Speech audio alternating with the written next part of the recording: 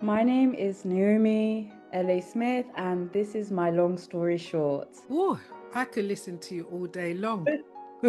Thank you. You are sharing some serious nuggets, man. Seriously.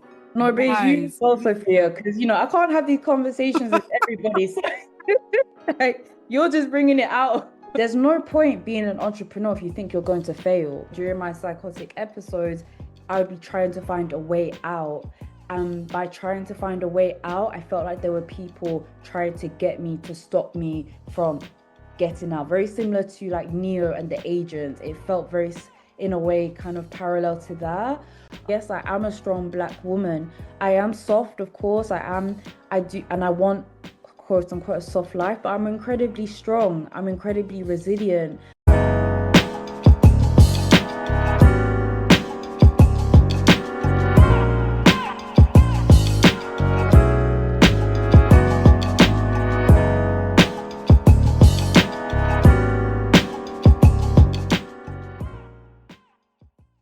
Hi, everyone. Long story short, a big favor.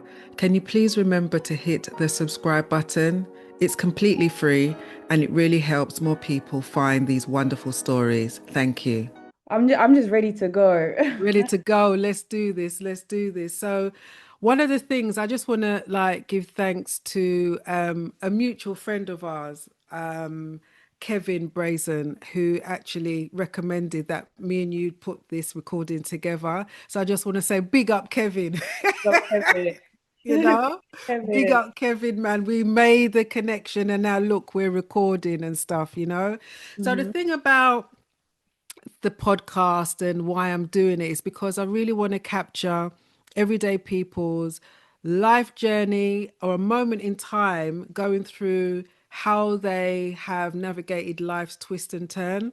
And when me and you had an initial conversation, I mean, I'm gonna look at my notes. We're going through racism, psychosis, scarcity to abundance mindset, and then entrepreneurship, your rebirth through entrepreneurship. So I thought, like, this is going to be such a fire episode. Do you know what I mean? Because you've had many twists and turns, but you're here and you're ready to share your story. Do you know what I mean? And how you done it. So I want to firstly start off with, who is Naomi? Without the titles, without the experience and the workshop facilitator role and all of that, who are you at your core? At my core, I would say I'm a philosopher because I am questioning constantly life and reality and our relationship with life and questioning what we've been told. I'm also, I would say, a little bit of an investigative journalist. Like I'm always questioning, I'm always seeking the truth. And when it comes to reality and the ontology of reality, and what I mean by that is what exactly is life? And this is obviously like a big philosophical debate that has gone on for centuries. But I think for me, I want to get down to the nitty-gritty. Like this life that I'm living in, is it a simulation? Are we in a matrix? Am I just projecting things? Like, do I really have control over my life? I think about these things, I would say 24/7. Like I'm always thinking about life and my role in shaping life, not just for me, but also for other people, the people that I meet. Am I creating an energetic exchange that is going to have consequences? Am I challenging stereotypes? What what will happen and what does happen when people meet me? I'm always thinking about this. I'm somebody who I look at things almost from an outsider perspective or like a higher perspective. Like I'm looking at things almost from like a bird's eye view. So I would say, yeah, underneath that, I'm really a big philosopher. That's beautiful because, I think it's really important for us to be able to have that bird's eye view like a third person, a third eye, looking into how we interact, react to others, and what impact that we want to make. So I think that is really powerful. So going back, like to your younger self, what early experiences? Because I want to know, like, what is the root to you wanting to having that philosopher attitude? You know what I mean? And that attributes. Where does that come from? I would say I've always been a critical thinker. I have always had books in my house. Growing up, I loved to read, and I was a very, very, very imaginative. Like, I used to believe there were fairies at the bottom of my garden. I would write letters to them. I used to believe in just folklore, so like gnomes, elves. Like, I really was into magic, and I think I still do believe in magic. I still do believe that there's so many unseen forces that are here with me right now. They're there with you, like they're everywhere. They're whoever's watching this. I definitely believe that there's energies and entities that we just can't see. So I think because I've always just had that play in me, like playing with imagination, that's definitely played a role. I didn't mean to use the word play twice, but it's definitely played a role in just letting my mind wander to questioning the fabric of reality and everything we've been told, is that true? Versus the things that I perceive and hear and experience, comparing those stories to what we've been taught about in school, about quote unquote life, and how, there's systems and there's the government, and if you're born looking a certain way, it's like your life follows a rule and a pattern. And I'm someone who questions that pattern basically and questions the rules. So yeah, I would say big up to my mum for buying me books from a young age. And, it's very important for children, especially in the foundational years, to be reading because it stimulates your mind. And by stimulating your mind, it obviously stimulates your critical thinking, which is something that is definitely so necessary. But I want to go back to go forward.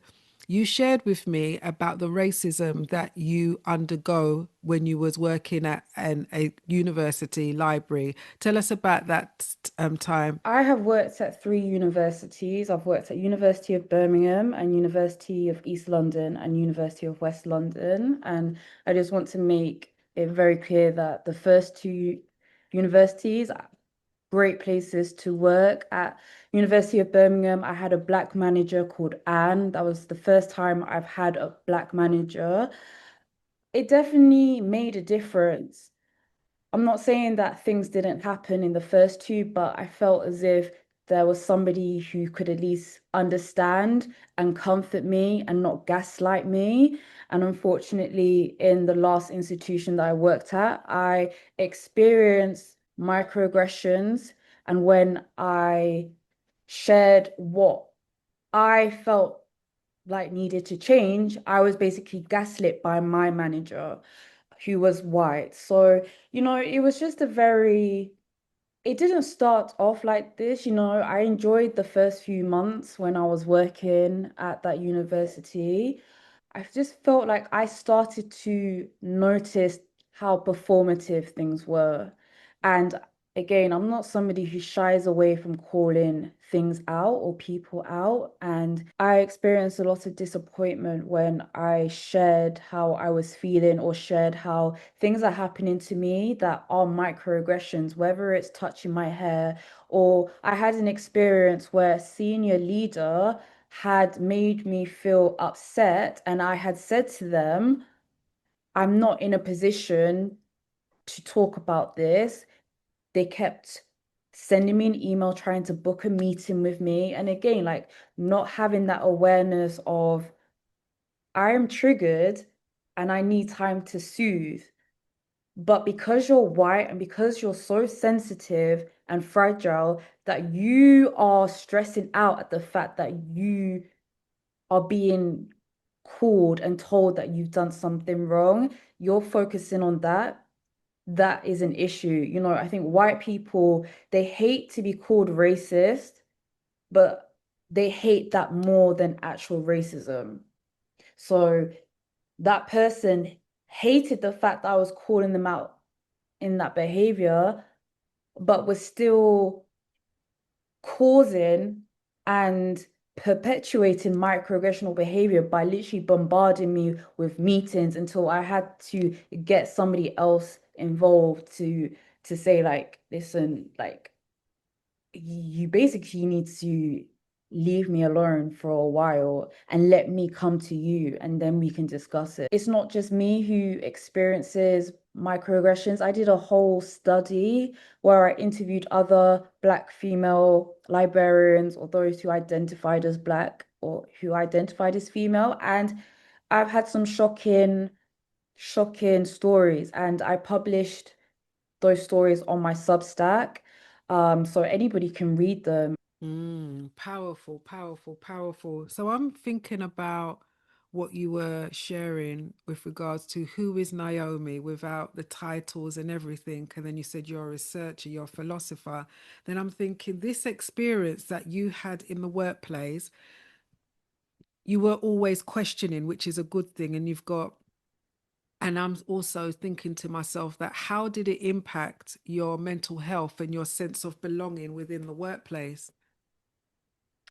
So I've always actually had quite a shaky mental health, I would say since I was a teenager, because I was bullied. As a teenager, and that definitely impacted how I saw myself. And actually, thinking about primary school, I went to a white private school, and that also definitely impacted how I saw myself. I remember being 5 years old, and we used to read books called Chipper, Kipper. It's basically this book that was very popular in the 90s because I'm 33, but all the characters were white. And I remember thinking all the characters are white, and I was about 5 years old, and I felt very dirty. I felt like my skin was very dirty. So I think that impacted my mental health. But even when I was working at University of Birmingham, I had mental health issues in relation to employment. I realized that I'm actually not somebody who can have a 9 to 5. I'm not somebody who is meant to work for others. I'm meant to be my own boss. And I know we're going to get into entrepreneurism, but uh, I think when I was working, I didn't know that. So I was just I was carrying this baggage from my younger self, but also carrying the heaviness of being forced to conform in an institution, being told what to do. Not having really any flexibility in what I do each day. No, I have set duties. They have to be met by a certain deadline, even if I don't want to do them.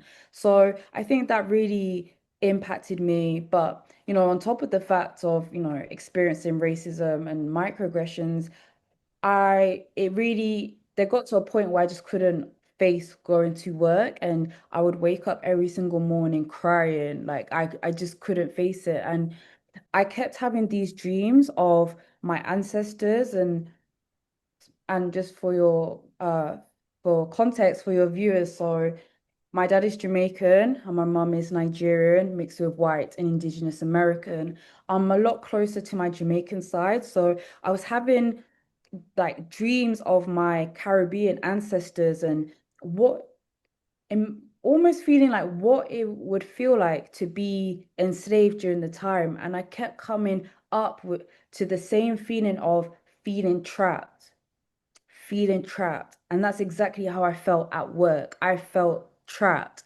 And it wasn't just being at work, it's also how our culture and our society talks about work. Oh, you have to go to work because you have to pay the bills. It's presented as there is no choice but to work. And that was also impacting my feelings of feeling trapped. I have no choice.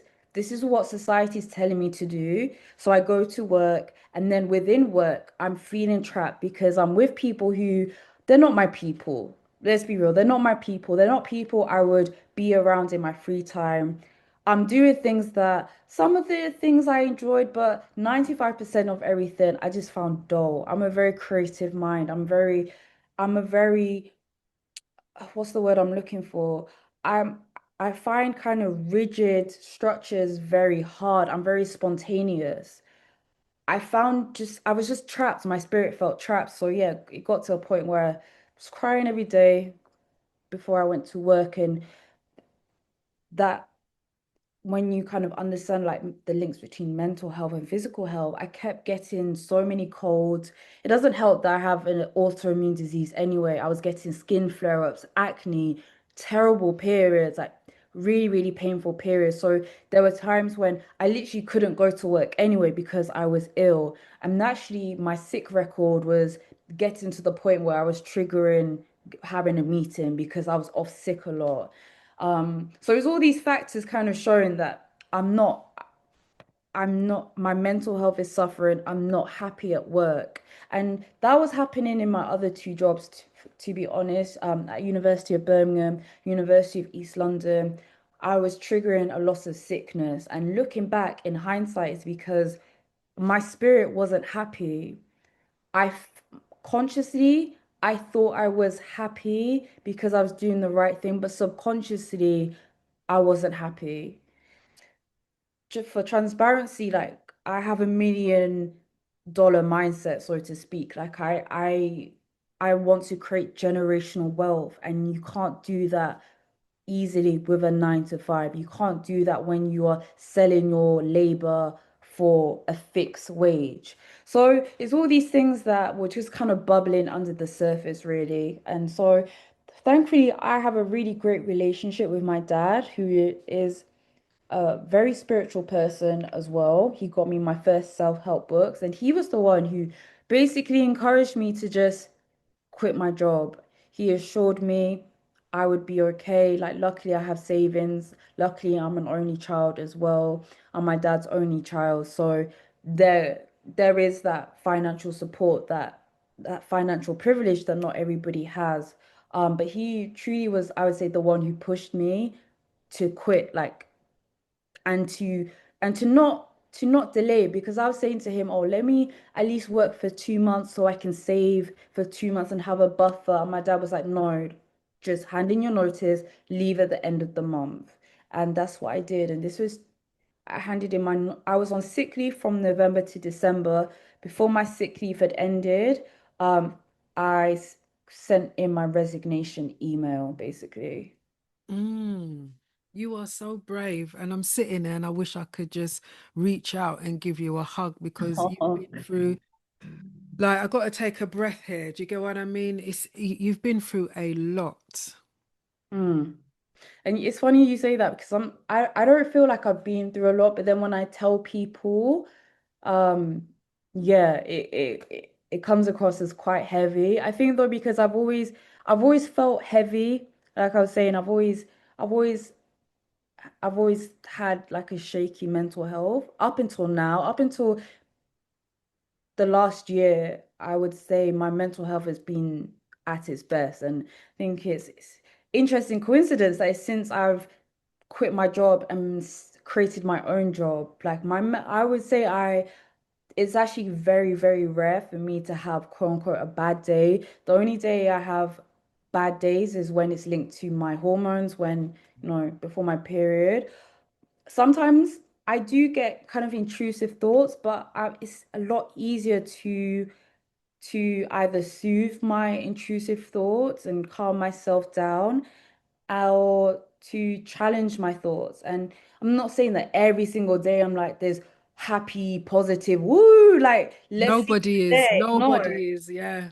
but I'm not somebody that loses hope and taps into despair. I would say that's the biggest difference. Like, I'm not happy, but I don't sink into depression anymore. I'm moody, yes, some days. Like you said, you can't be happy 24/7, but yeah, I'm not, my mental health is definitely stabilized and has actually got better. So, Mm. since quitting my job.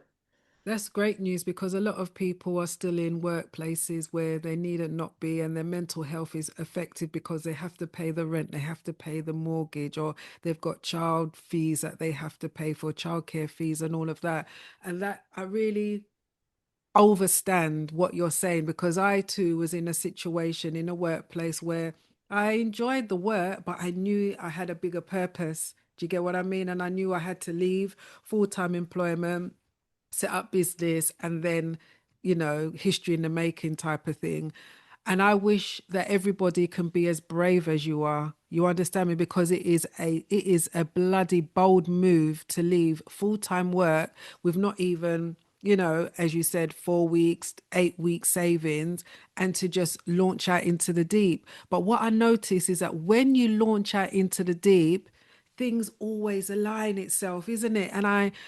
It's just, I don't know. It's just it's like it's not even a secret. You just got to do it because we are not rewarded by not being in action. We have to be in action. We have to do. So once we do and once we are in action, we are rewarded.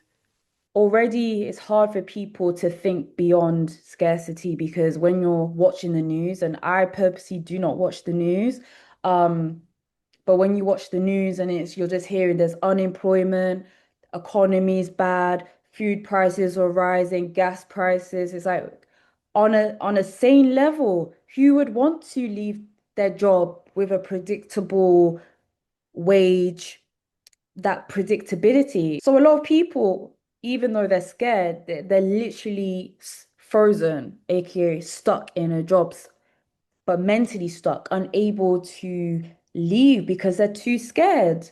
Um, so it's definitely difficult, and it was difficult for me, but it's exactly what you said. Like things just work out, and that's something that to this day I have to remind myself. I think as an entrepreneur, you have to begin to trust in unknown. You have to create a new relationship, and that's why I say to be an entrepreneur is incredibly spiritual, and the word spiritual may have different meanings for you or your viewers, but I think for me, it's that connection with spirit. For me, spirit, it's something that is invisible. It's something that has no rules, has no logic, like societal rules and logic of the mind doesn't apply to the spirit, and you have to tap into that. And it goes into, like I said, I'm interested in ontology, which is like the nature of being. And through that, I came across metaphysics and the idea that the mind creates your reality. If your mind creates your reality, then you have to focus on creating what you want to see in your life versus what you do not want to see or experience. So if I look at me and things that have happened, like psychosis, for example, and being sectioned, all those things have really shaped me. I'm an extremely strong person now because of those things that have shaped me. And I was even thinking about this earlier today when I was thinking about our podcast, how I keep seeing narratives online about women, black women specifically. They don't want to be the strong black woman and they're tired of that trope. But for me personally, I actually embrace being strong, and I hold that title with pride. Like, yes, I am a strong black woman. I am soft, of course. I do, and I want quote unquote a soft life, but I'm incredibly strong. I'm incredibly resilient. And that resilience and strength has come from all the bad things, all the things that at the time I felt were life-threatening or the end of the end of something, but in reality, it's just the beginning. Oh, I could listen to you all day long. Thank you. You are sharing some serious nuggets, man. Seriously. No, but it's you as Wise. well, Sophia, because I can't have these conversations with everybody. So, like, you're just bringing it out of me. I'm like, I think yeah, I yeah, can just yeah. You But know, I'm when you go listening. to Tesco and just have this like what was actually no, sometimes you can, but no, like you're asking great questions and Mm. so yeah. Yeah, I'm sitting here and I'm thinking, boy, I'm thinking, yes, and you're making me think about, my situation as well as listening to yours. So this is just maybe not even for the listeners, but it's also for me because I've been edified just by listening to you, seriously. So going back, you were saying that your mental health was shaky from young and you went through a psychosis period. But when we had our initial conversations, you had several psychosis periods, isn't it? Mm. Your last one, was that on during the time when you was at University of West London? No, that was actually when I was at University of Birmingham. So that was Okay. when I was 27, 26, 27. Was it Okay. 28? It was 28, 20. Actually, no. So I completely have forgotten about that episode. So 2018, it wasn't psychosis, but it was very bad depression to the point where I had to be prescribed antidepressants.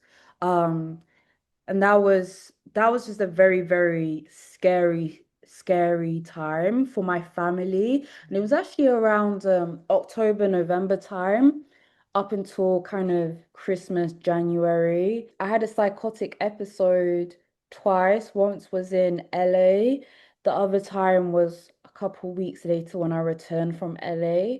And if I look back into what what was the underlying reason why I had psychosis? So on the face of it, and if you were to look at my medical reports, it would be because they would say it was this induced psychosis.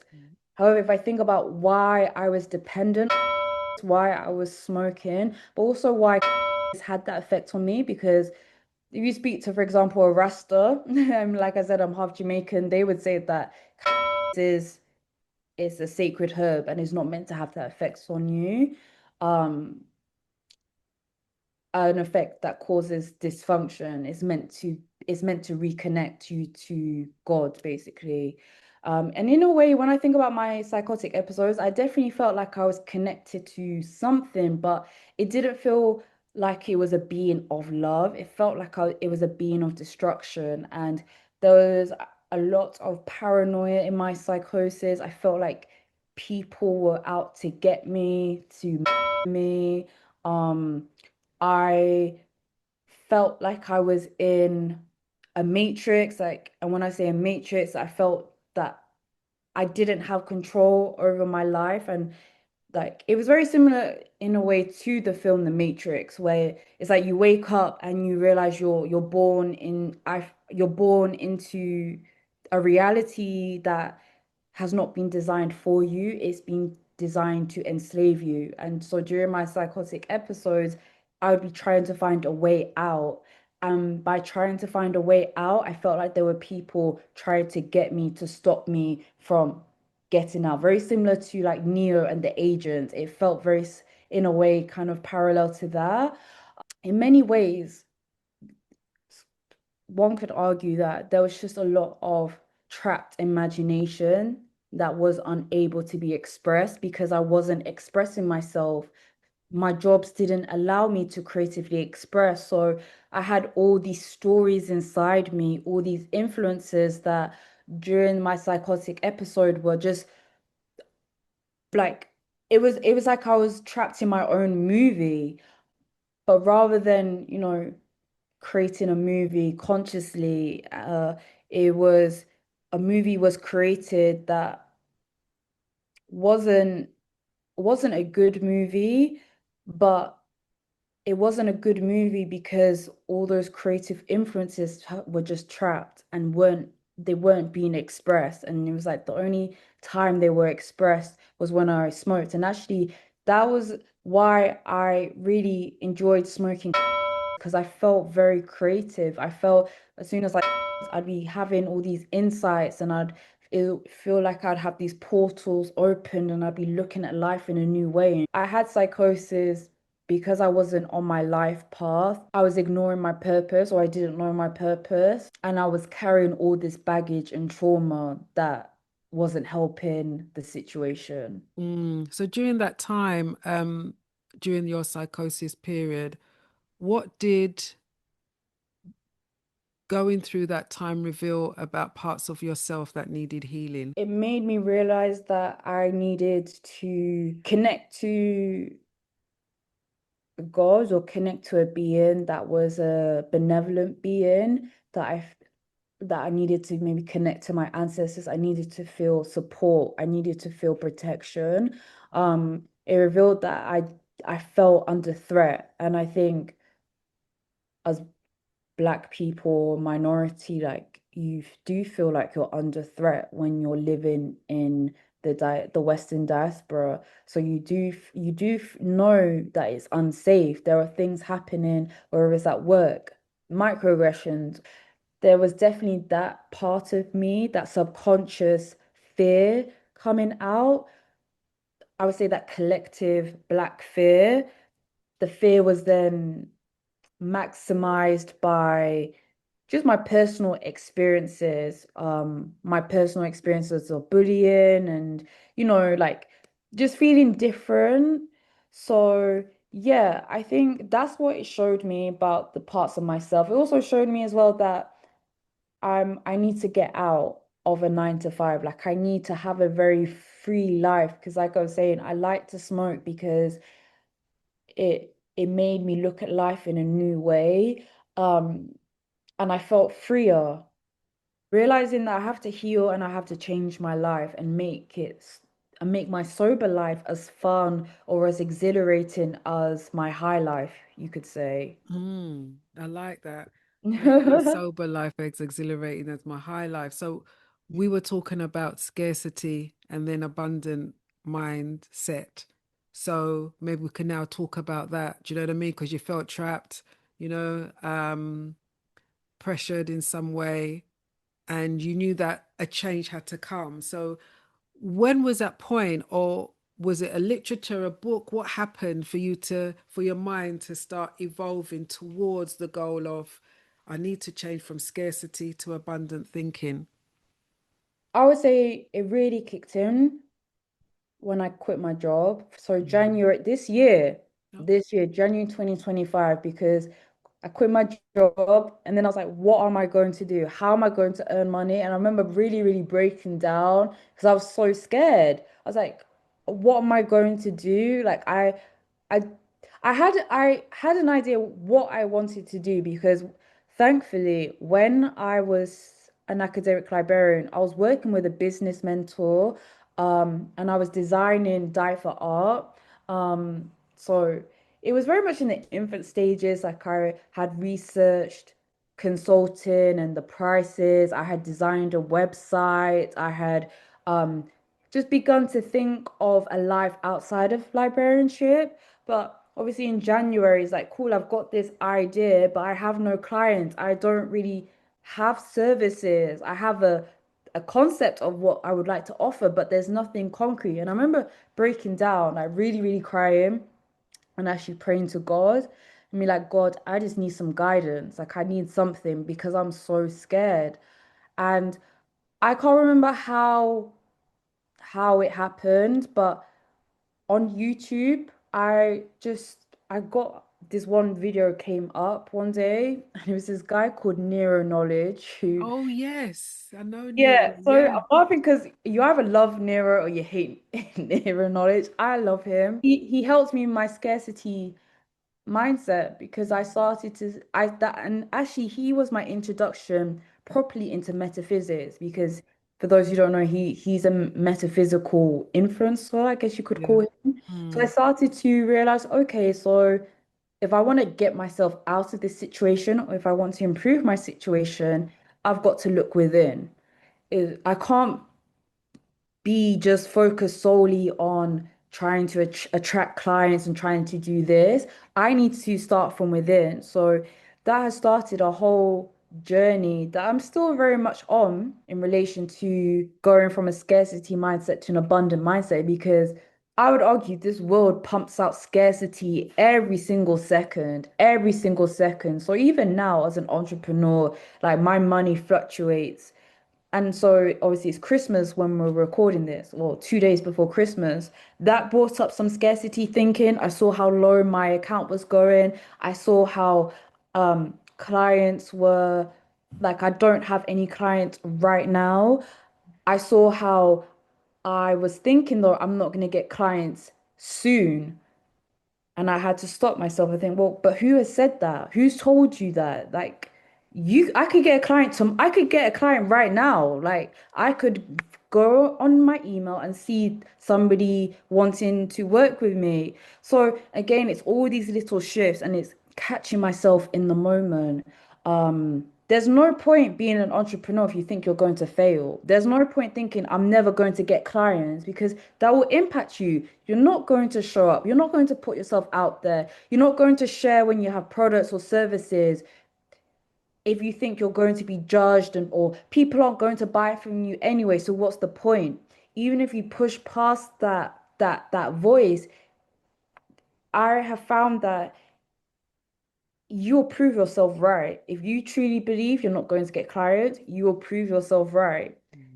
Maybe you'll get like a call back and it won't go anywhere. It's like you have to believe in inevitability. You have to believe that success is inevitable and it truly does impact how you show up, how you think, even on the kind of the quiet days, the off days when you don't have clients, but you know that you will get clients and an influx of clients and clients that can pay you and clients that will respect you. Because that's also a thing as well that I learned very quickly on.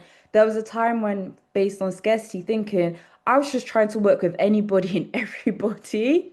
And I quickly found out that there are some people who I shouldn't work with. I like or I can't work with. So now I've got to a point where I'm actually very picky and I actually turn down people who want to work with me because I'm coming from that abundant mindset of I am creating my life. A key thing about my 9 to 5 that I hated is I had no choice in who I interacted with. As an entrepreneur, I get to have that choice. I get to decide who I spend my energy on and who I spend my energy with. And that's an abundant mindset because I'm not scared that, oh, I have to work with this person because there's no one else. No, like I work with who I want to, and I trust the process and I trust that aligned people will find me. And aligned people find me because I show up for myself. I am confident in my self-expression. I show up online, I send emails, and I don't give up. I'm constantly sharing myself from a place not of desperation, which is also something that I was doing at the beginning, but from a place of pride and self-worth. Like I believe in myself, I believe in my products, I believe in my services, and I want you to know about me. That's the energy that I would argue is coming across now. Now you're on your trajectory, entrepreneur. For this whole year, I want to salute you. Oh, thank you. Seriously, because it's very easy to give up. Oh, very easy. Very easy to go back into full-time employment, but you are staying the course and continue to stay the course because Yeah. I believe, when your mindset has changed and shifted, things will always come to you. And as you said, you have an opportunity to pick and choose what you want. But I also want to thank you for your transparency because you're saying that, you know what, Sophia, sometimes I don't have any clients. I don't know what the bank balance is saying. And that is a whole journey of entrepreneurship. And Mm. that is a journey that people love the idea, say, oh, yeah, they're an entrepreneur. But the living the life as an entrepreneur is not for the faint-hearted, let me tell you. Yeah? No, no. As you said, you're resilient and plus more. You understand what I'm saying to you? So going back to your two businesses, like two businesses, Naomi. Come on. You understand what I'm saying? Psychosis, racism. You understand what I'm saying to you? You got two businesses. I got it here, I'm looking at my notes. Die for Art and Black and Gold Education. When I saw Black and Gold Education, I just smiled. You know what? It's so interesting you say Black and that gold. Yeah. because that's actually, and again, for transparency, this is the life of an entrepreneur. That's a business that I like dive art, that's my baby, that's my ride or die. I'm so passionate with Black and Gold Education. I was tempted to delete the website. My Instagram for Black and Gold Education. I'm actually losing followers.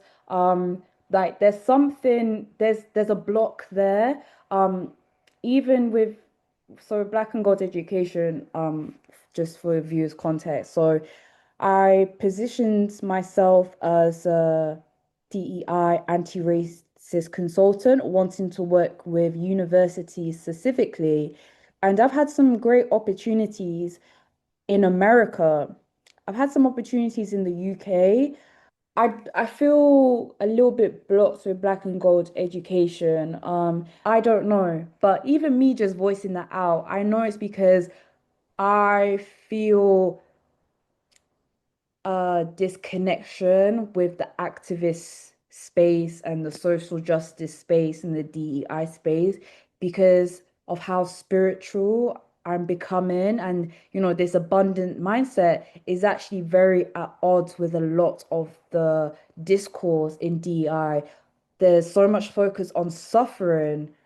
And of course, that we need to be talking about suffering, but I'm focusing my DEI, I focus on healing the self. Healed people can heal others. Healed people can heal structures. That's what's on my website for Black and Gold Education. I'm very focused. I've mentioned how I have $1 million mindset. I want to create generational wealth. In a lot of activist spaces, capitalism is spoken about very negatively, and capitalism as an ideology is, of course, unjust. It's let me just be blunt. I've got to sit down now after this podcast and actually, I'm sorry. no, You're no, giving this me is work to great. I've got to sit down now and actually think. do. A lot is coming up. Mm. Like in my so a lot is coming up, but no, Mm. Dive Out by Naomi, that's also a DEI business, but that is related to creative consulting, but also through my creative consulting, a lot of spiritual healing, I would say.